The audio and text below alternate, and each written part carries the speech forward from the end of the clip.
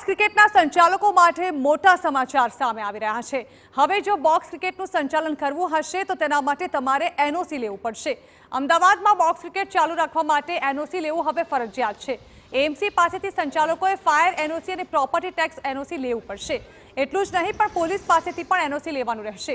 આગામી દિવસોમાં AMC box cricket અંગે ખાસ એસઓપી તૈયાર કરશે અને તેનું પાલન પણ કરવાનું રહેશે। જો પાલન નહીં થાય તો કડક પગલાં પણ લેવાઈ શકે છે।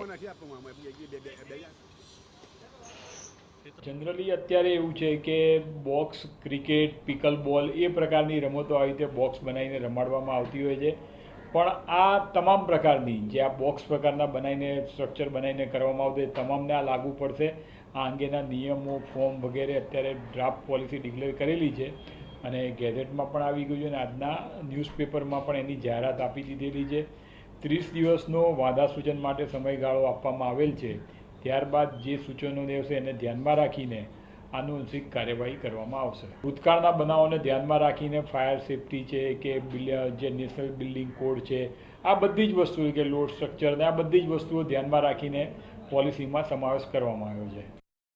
તો અગાઉ સુરતના કતારગામમાં ધોધમાર વરસાદ અને પવનના કારણે બોક્સ ક્રિકેટનું બોક્સ તૂટી પડ્યું હતું। ક્રિકેટ રમી રહેલા યુવાનો શેડને પકડી રાખીને ઊભા રહ્યા હતા।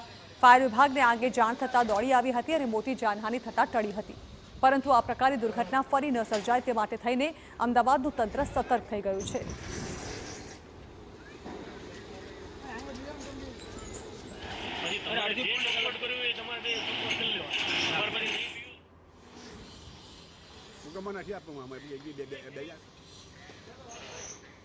થઈ જાય